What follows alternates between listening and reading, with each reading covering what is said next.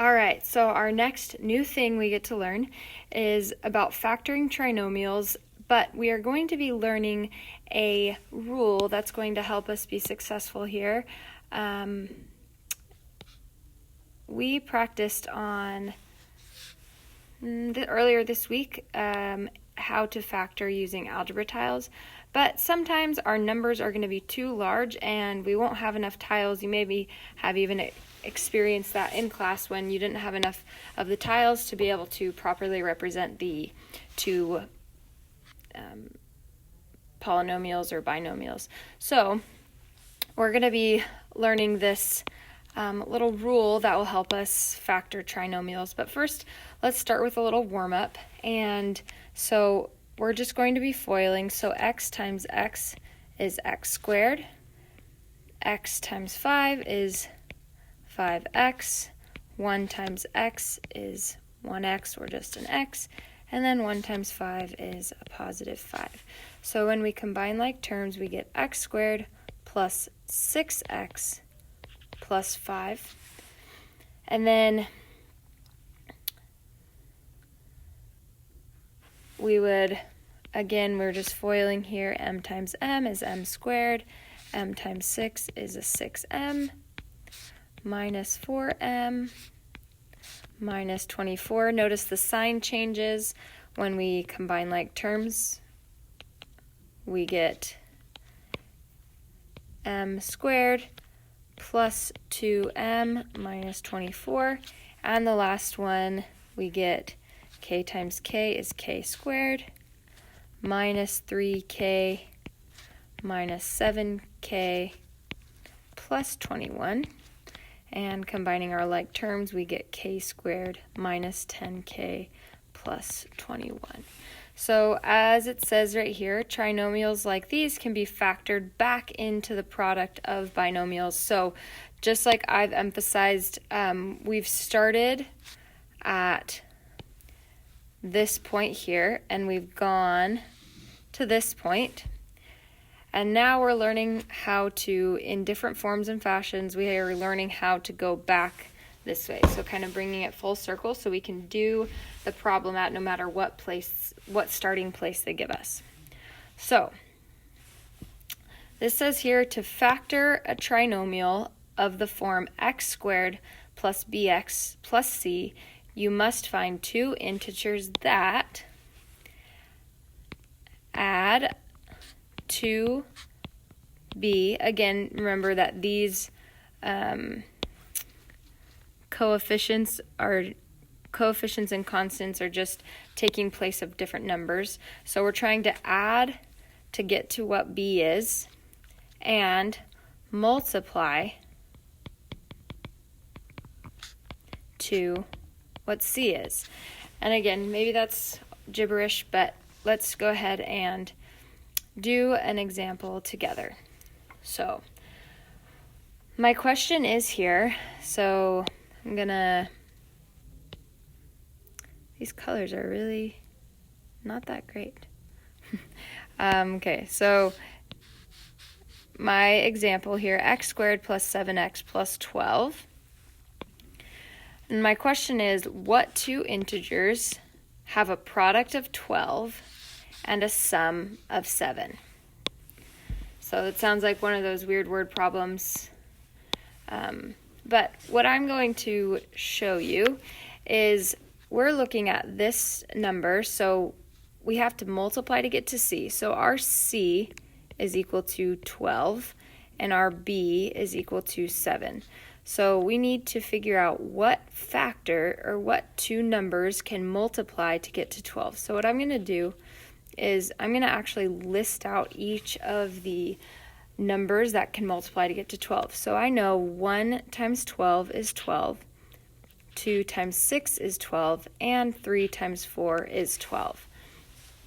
So I know that these right here that I listed, these are different products that get us to 12. And then we're looking for two integers that also add up to 7. So This plus this is going to be 13. That plus that is going to be 8. And this last one is going to be 7. So these are the two integers. These are the two integers that have a product of 12 and a sum of 7. And so that was 3 and 4. So my two binomials now, binomials knowing that we have to put them in parentheses,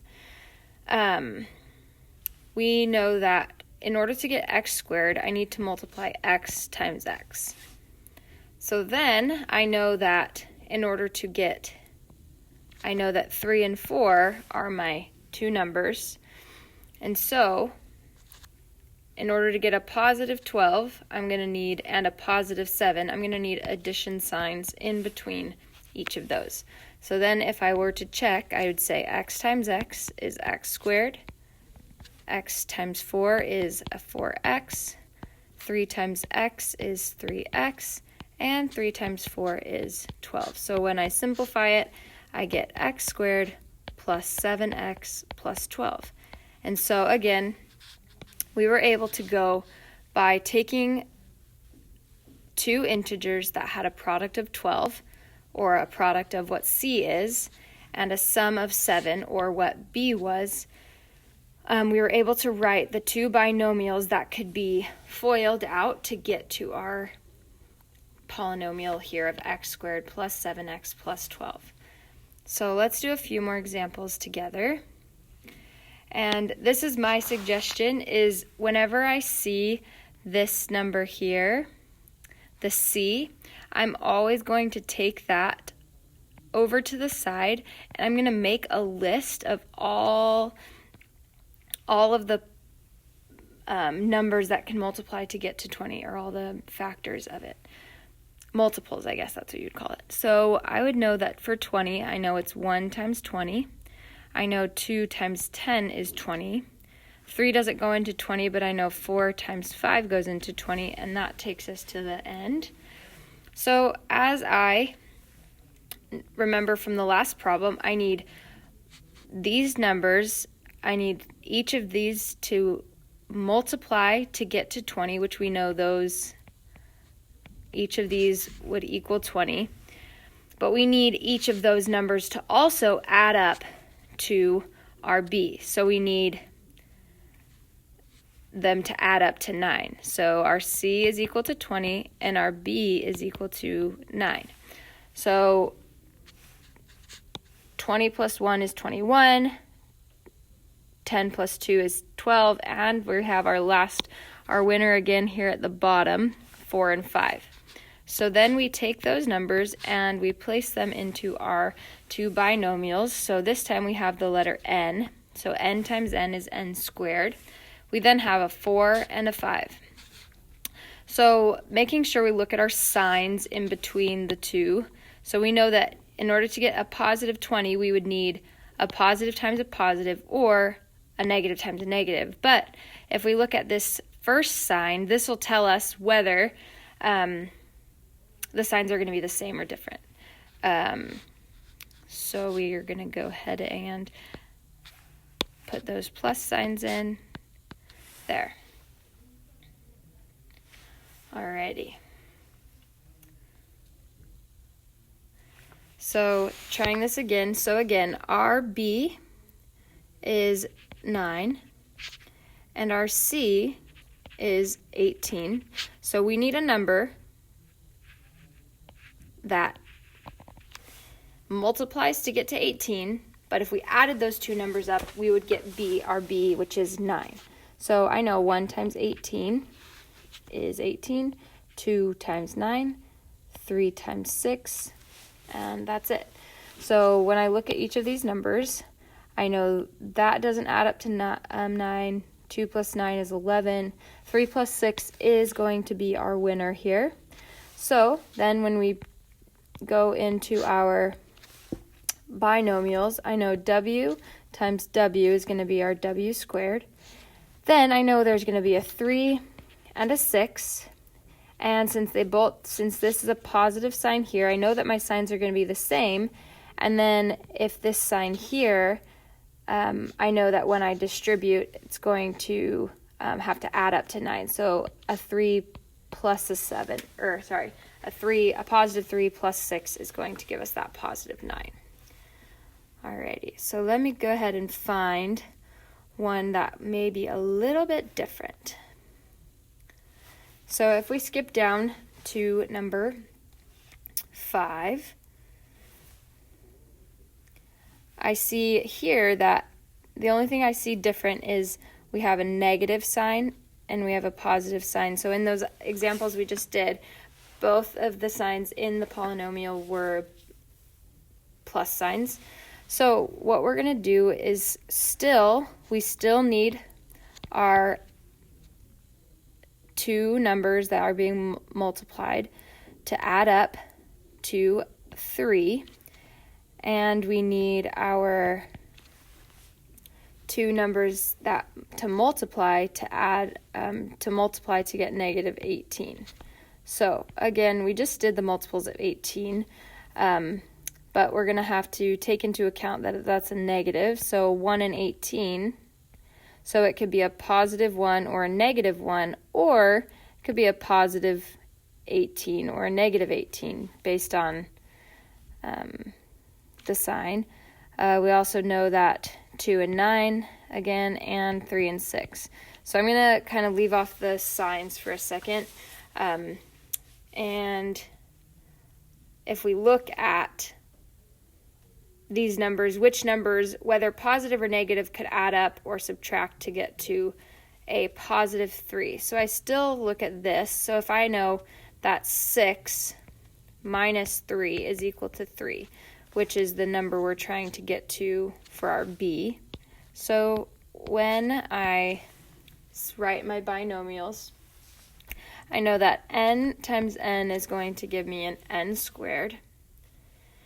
And then I'm going to have a 6 and a 3. But this is where I want to pause and talk about my signs here in the middle. So if the second sign, this one, is a negative, that means the signs inside of the binomials need to be different. If the binomial ending sign is positive, that means both signs are either going to both be positive. So this is for this example. So if they're both positive, I know that they can either both be positive to get a positive c, or they can both be negative. So we have to look at this first sign. We have to look at this first sign in order to determine what sign or what of the numbers needs to be positive, and the larger number needs to be positive in order to keep that sign a positive. So, and I look, the 6 is bigger than the 3, so I'm going to want to keep that 6 positive. So again, when I distribute it, if I get n squared minus 3n plus 6n minus 18, when that simplifies, I can, a little all over the place, n squared plus 3n minus 18, which is what we started out at.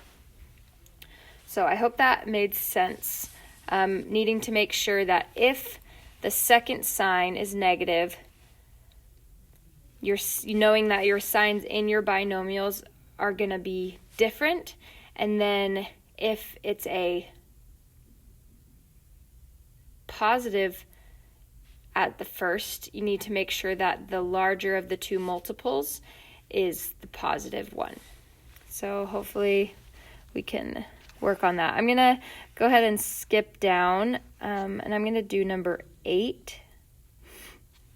So my B is 4, and my C is negative 45. So let's go ahead and get the multiples of that. So I'm going to know it's 1 and 45. 2 doesn't go into it, but 3 times 15 is 45. And again, some of these I'm just checking. If I say 45 divided by, so 5 times 9 is 45. And I don't think there's any more. So I think those three are our multiples of 45. So when I look at my factors here, I know that because of this second sign, my two signs are going to be different. And however I maneuver my numbers, they have to add up to a positive 4. So when I look at my multiples here, I see that 5 and 9, because 9 minus 5, or if I look at it as a negative 5 plus 9, that would equal a positive 4. So when I go C and C, and then I go 9 and 5, again, it wouldn't matter. I could also write C, C, 5, 9 like that. But I need to make sure that because this number right here is a positive, that if the 9 needs to be my positive, because we have to take, when we combine like terms, we have to make sure that the C's add up to a positive 4. All right, moving on. So this one we see here that we have a negative sign and a negative sign. So what we learned from the last example is that if the second sign is negative, we need to make sure that our signs inside the binomials are different in whatever order. But then with the first sign is negative, we need to make sure that the larger number is negative so that our overall product is, or our overall sum is negative.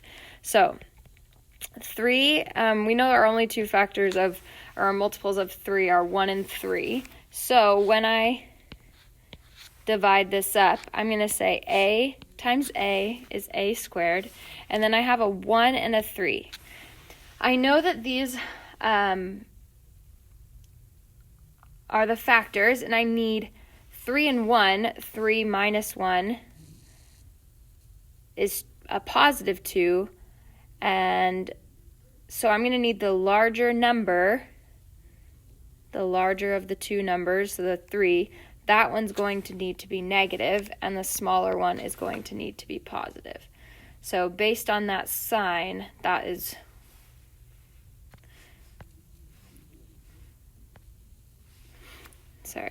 okay, so let's try another one. So we have 30 here. Our C is equal to 30, and our B is equal to negative 7, I guess negative 30. So again, our multiples of 30 are 1 and 30, 2 and 15, 3 and 10, and 5 and 6. So we need whatever numbers we're adding up have to add up to 7 or negative 7. So I say my 3 and my 10. So x times x is x squared. And then I know I have 3 and 10. So then this is where I pause and think, okay, I need it to end. There's a positive. I know that the signs need to be different, but I now need to end with a negative 7. So I would need my larger number to be negative and this smaller one to be positive. And I know that, I hope you guys know that I'm saying, when I say negative 10, I know negative 10 is smaller than positive 3, but I'm saying when it's standing alone, once I put that negative sign on it, I know that it's smaller, but 10 when it's positive is larger than 3. Okay. Set 4. now we have a positive and a negative. So with this one, this one is nice because when it's positive, that means my two binomials either need to be positive, positive, or they need to be negative, negative. So in this case, because our negative sign is here, we know that all of our insides are going to look like this. So if I have 24, I'm going to look at my factors again. So again, remembering that they have to multiply, the multiples of 24 have to get to 24, and then they have to add up to a negative 11. So I know that if I did negative 1 times negative 24, that would be positive 24. If I did negative 2 times negative 12, if I did negative 3 times negative 8, and if I did negative 4 times negative 6. So that would be our multiples. So then when we combine these terms, which one of them would combine to get negative 11? And that is these ones here. So I'm going to know that x times x is x squared, and then 3 and 8 is there, but then our signs are going to be the same, or we saw them in our chart there. So I personally think out of all of the examples we've done, I would say that this one's pretty simple, and the first one we did was pretty simple, and then those middle two sets is where you kind of have to think about where the positive and the negative are going to go, because the signs have to be different. So when you FOIL them out, you need to make sure that your end result is what you started with. All right, I'm going to go ahead and skip down to this example. So, and this is a rule for all of them. So on this specific note page, we know that none of them, the top ones, didn't have a GCF, but as you move through different examples, you're going to have to make sure that when you look at a polynomial, your first thought should always be, does this have a GCF that will make my life easier? So, and we know these are going to have a GCF, and so in this case, let's go ahead and look for it. So in this whole thing, we're looking for, on number 23, we're looking for what the GCF could be, and I think it's going to be 4. So if I factor out a 4, I'm left with k squared. 12k divided by 4 is plus 3k, and then plus 2 because 8 divided by 4 is 2. So then we're going to factor this, but leaving the GCF on the outside. So these are the factors that I'm looking for. So rather than 8 being our C, my new C is actually 2. So C is equal to 2, and so my factors are obviously just 1 and 2. And I need them to add up to B, which is 3. So 2 plus 1 is 3, so that works great. So here are my binomials. I see that they're both positive, so my signs can go there. So k times k is k squared, and then 1 times 2 is 2. So then my only thing to remember is to keep that 4 on the outside of the entire polynomial, or factored thing. All right. Let's look at this little example down here, number 28. So I noticed that 5 is a number that goes into each 15 and 40, or 140. So I know I can pull a 5 out. And then each of them have a y, one y in there, so I'm going to go ahead and take that out as well. So what I'm going to be left with is x squared, and then minus 3x, and then minus, so what's 140 divided by 5? So that gives us a minus 28. So now my new C, my C is going to be negative 28, and my B is going to be negative 3. So again, looking at my factors, 1 and 28, 2 and 14, 4 times 7, And I think that's it. So when I look at these, I know that 4 and 7 can get me to 3 with some subtraction. So when I factor this here, I know my signs are going to be different because of that negative there. So x times x is x squared. And I'm going to have a 7 and a 4, or a 4 and a 7. But I need my end product to be negative 3. So I'm going to make sure that my larger number, which is 7, and then my smaller one is going to be a positive. So I'm going to go ahead and keep my 5y out here. And that is the final answer. So hopefully that all makes sense. And go ahead and take a look at the answer key when you practice some other ones.